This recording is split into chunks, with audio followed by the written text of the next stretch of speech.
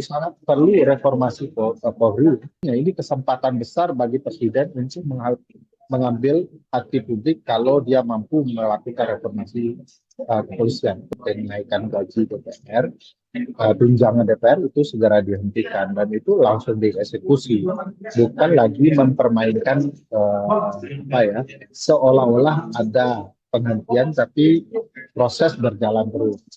Ini banyak bertanya-tanya, untuk status nonaktif ini memang ada nggak sih Bang, anggota DPR RI ini? Ya, untuk status nonaktif itu sebenarnya bisa kalau berkaitan dengan MKG dan pimpinan yang sedang bermasalah secara etik.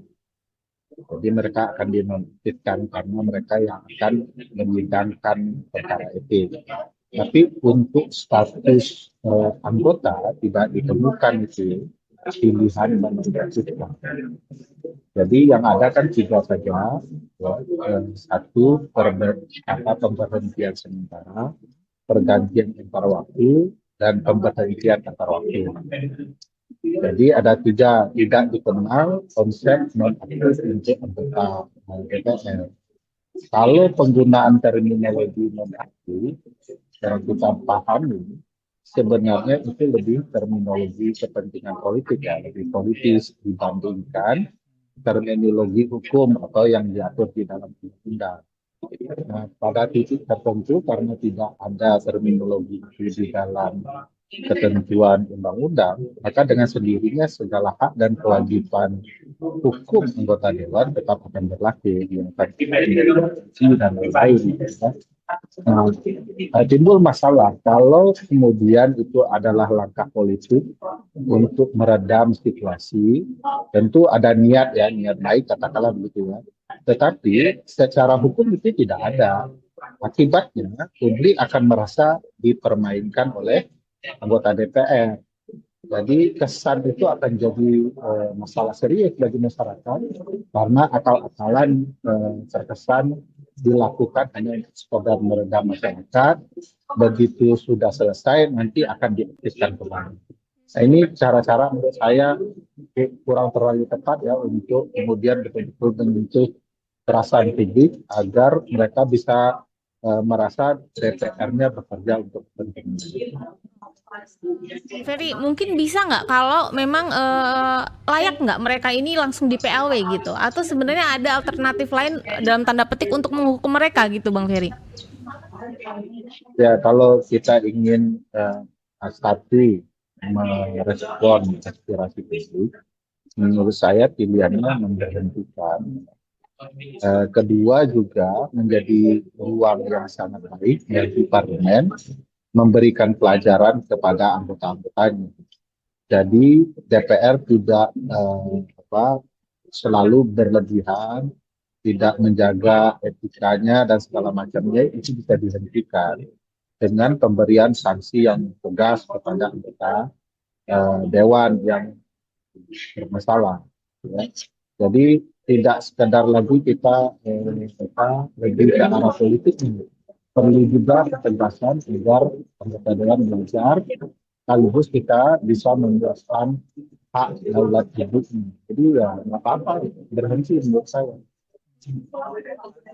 Balik ke status Bang, itu kan hak yang didapatkan juga akan berpengaruh gitu ya. Artinya kalau memang nonaktif itu sebenarnya tidak ada, gaji, tunjangan itu ya tetap ngalir ya Bang? Ya, gaji, tunjangan dan lain-lain itu mengalir, hak keuangannya. Haknya sebagai anggota DPR yang lain, misalnya rumah dan segala macam juga akan dapat ya, terutama yang 3 juta kali yang hari itu juga akan dapat. Juga termasuk juga kewenangan-kewenangan yang mereka miliki. Mereka mesti akan cuma 3 fungsi itu, fungsi legislasi, anggaran dan pengawasan. Oleh karena itu memang tidak ada pengaruhnya status itu bagi anggota dewan. Kita bingung loh Bang Ferry, maksudnya gini loh, ini kan nggak mungkin lah ketua parpol itu nggak tahu bahwa memang sebenarnya nggak ada non-aktif begitu. Tapi kenapa berani mengambil keputusan seperti ini ya, Bang Ferry? Kalau dari kacamata Bang Ferry, meskipun tadi kalau kita bahas ya ada niatan untuk meredam begitu, tapi kan tidak ada dalam aturan soal non-aktif ini. Ya, tentu perlu kita pahami psikologi politik. Orang politik pasti mencari jalan yang terbaik untuk kepentingan politik ini. Mungkin karena mereka berpikir itu mampu meredam situasi, mereka pilih sesuatu yang tidak ada di undang-undang. Tapi kan kita kembali mencoba memahami bahwa Indonesia itu kan negara hukum, bukan negara politik. Oleh karena itu segala yang ada di konstitusi dan undang-undang itulah yang harus dijalankan. Jadi tidak pakai perasaan dan perkiraan ya bahwa ini akan menambah kegiatan publik, tetapi pilihan yang paling tepat ya menerapkan apa yang ditentukan konstitusi dan undang-undang agar kemudian kita hukum itu tegak, bukan politik lah. Nah, artinya jika misalnya nih akan terus berlarut-larut nonaktif gitu, mungkin publik juga akan mengingat-ingat terus gitu Bang. Apakah ini akan bisa memicu kemarahan tahap 2 gitu? Publik ketika memang pada akhirnya dinonaktifkan lalu diaktifkan kembali seperti itu. Ya, kalau dilihat ya kemarin kan itu akumulasi dari berbagai sikap anggota dewan ya. Tidak sekedar menaikkan gaji, tidak sekedar ngomong, menololkan warga dan lain-lain ya. Tapi juga ada kejadian pembunuhan ya, terhadap warga oleh ketika publik mengkritik DPR melalui demonstrasi. Jadi itulah yang membesar. Nah, situasi saat ini menurut saya anggota dewan sedang bermain api saja. Yang kalau ternyata nanti terakumulasi dengan kejadian-kejadian itu, ini akan membesar lagi. Jadi DPR, partai politik, pemerintah juga sebaiknya memilih sikap kebijakan yang paling tepat, membahagiakan publik, tidak membahagiakan diri mereka sendiri. Ini kan ada akumulasi baru ya, selain dari sifat DPR yang tidak ada di undang-undang, sikap presiden yang juga sangat bias ya, malah memberikan penghargaan kepada aparat dibandingkan presiden menggunakan pendekatan untuk merangkul publik secara langsung.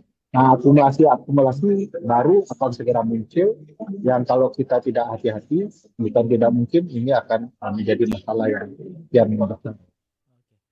Ferry, ini banyak yang mengatakan sebenarnya apa yang langkah yang diambil Pak Prabowo begitu ya untuk meredam ini tidak menyelesaikan masalah fundamental. Tadi Bang Ferry sudah menyinggung soal akumulasi dari kemarahan publik ya, soal ekonomi atau pertumbuhan ekonomi, lapangan kerja dan sebagainya begitu ya. Tapi ini kira-kira apa sih yang memang mesti segera harus dilakukan oleh Prabowo dan jajaran begitu untuk memang benar-benar menyelesaikan ini, bukan cuman nonaktifkan ini, nonaktifkan itu. Ini apa yang harus dilakukan, Bang? Ya, kalau kami di studi politik hukum dan hukum tata negara, sebenarnya problematika sebuah bangsa dengan sistem presidensial itu ya nama di sikap presiden. Begitu juga di parlementer ya, sikapnya pasti di parlemen dengan konstitusinya. Nah, presiden menurut saya acap kali mengambil langkah-langkah yang tidak menimbulkan simpati. Misalnya kemarin bilang tidak tegas ya, memerintahkan Panglima dan Kapolri. Menurut saya itu salah betul. Kalau presiden pandai, presiden akan berkata kepada Panglima dan Kapolri untuk memerintahkan jajaran militer dan kepolisian tidak memukul warga. Itu pasti akan mendapat gaung yang luar biasa. Publik akan bersimpati kepada presiden. Hari ini juga presiden kemudian memberikan penghargaan kepada anggota aparat kepolisian. Harusnya presiden memberikan penghargaan kepada teman-teman yang sudah berjuang dan berkorban nyawa. Itu akan akan dirasakan publik bahwa presiden berupaya merangkul warga. Jadi bagi saya sebenarnya lingkaran presiden memberikan nasihat-nasihat yang malah akan menjatuhkan presiden dan tidak baik bagi pemerintahan kemudian mempertontonkan kesannya dengan memberikan aparat penghargaan. Kesannya aparat silakan saja berjuang memukul warga, kami akan berikan Anda penghargaan kalau Anda terluka. Harusnya langkah presiden sebaliknya. Jadi pilihan-pilihan presiden juga menurut saya sangat disayangkan, bahwa ini makar. Itu pilihan seperti apa? Bagi saya itu bahkan terkesan presiden sedang berupaya membangun nuansa darurat yang kemudian dia bisa mengendalikan banyak hal dengan cara-cara yang menurut saya tidak demokratis. Nah, ini pilihan presiden memang sangat dipertanyakan dan bagi saya di titik tertentu memalukan. Kalau kita lihat ini juga sebenarnya apa namanya, dengan apa penonaktifkan, lalu dengan langkah-langkah yang diambil presiden tadi juga sempat disinggung bahwa ini sebenarnya bukan jangka panjang gitu untuk meredam. Nah, harusnya seperti apa sih Mas presiden? Mungkin kalau tadi Bang Ferry bilang ya harusnya presiden misalnya apa namanya akan menegur aparat yang bersikap keras atau seperti apa. Nah, sebenarnya fundamentalnya harus seperti apa nih langkah dari pemerintah gitu? Ya, kalau kan ini setidak-tidaknya sudah ada 2 atau 3 kali presiden berpidato, baik secara formil maupun tidak. Nah, bagi saya presiden mestinya juga harus segera memastikan tuntutan publik terkait dengan kenaikan gaji DPR, tunjangan DPR itu segera dihentikan dan itu langsung dieksekusi, bukan lagi mempermainkan seolah-olah ada penghentian tapi proses berjalan terus. Kedua, presiden harus memperbaiki struktur pemerintahannya, termasuk dalam ruang keamanan. Harus sangat perlu reformasi Polri. Polri itu kesan militernya masih sangat terasa. Kemarin misalnya Kapolri mengatakan sebagai prajurit dirinya, yang menggambarkan dirinya prajurit. Kapolri sendiri tidak sadar bahwa dia adalah sipil, gitu ya, sipil yang dipersenjatai untuk tujuan keamanan. Nah, kalau seandainya Kapolri sendiri tidak paham tugas konstitusionalnya, bagi saya agak berbahaya. Oleh karena itu, Presiden harus melakukan reformasi kepolisian sebaik-baiknya. Ini kesempatan besar bagi Presiden untuk mengambil hati publik kalau dia mampu melakukan reformasi kepolisian. Kedua, tentu reformasi militer ya. Militer masuk ke ruang sipil dan kemudian ikut mengabaikan berbagai hal yang mestinya diperhatikan oleh militer secara baik-baik. Karena kita itu tidak punya prosedur kapan militer bisa masuk ke dalam ruang sipil, kapan tidak boleh sama sekali. Nah, ini harus dipertegas dalam undang-undang. Jangan presiden hanya sibuk mempertegas undang-undang TNI untuk orang-orang militer bisa masuk ke jabatan sipil. Tapi lupa esensi bahwa tugas militer mempertahankan wilayah Indonesia, mempertahankan rasa kedaulatan kita. Nah, ini yang tidak dilihat oleh presiden. Jadi saya perlu pemahaman konstitusional yang baik-baik, itu betul-betul ada di istana sebelum kemudian kita beralih menjadi negara semi militeristik atau bahkan militeristik sama sekali. Nah, ini Bang Ferry terakhir ini Bang, ini PBB juga menyoroti ya demo yang terjadi di Indonesia dalam sepekan terakhir, lalu juga diaspora kita di Jepang, di Amerika Serikat dan di Jerman juga menyoroti hal ini begitu ya. Kira-kira dari pandangan Bang Ferry, seberapa besar sih fenomena ini memberikan tekanan ke pemerintah Indonesia begitu Bang? ya, dalam berbagai kesempatan internasional Presiden kan selalu tampil hero ya, dengan kemampuan bahasa Inggris yang sangat baik menjelaskan dan disambut oleh dunia internasional sangat baik. Bahkan kesan yang timbul memang Presiden adalah Menteri Luar Negeri Indonesia sendiri. Nah, tentu relasi internasional itu menjadi sangat penting bagi Presiden, dan itu sebabnya tekanan dunia internasional juga sangat penting bagi Indonesia.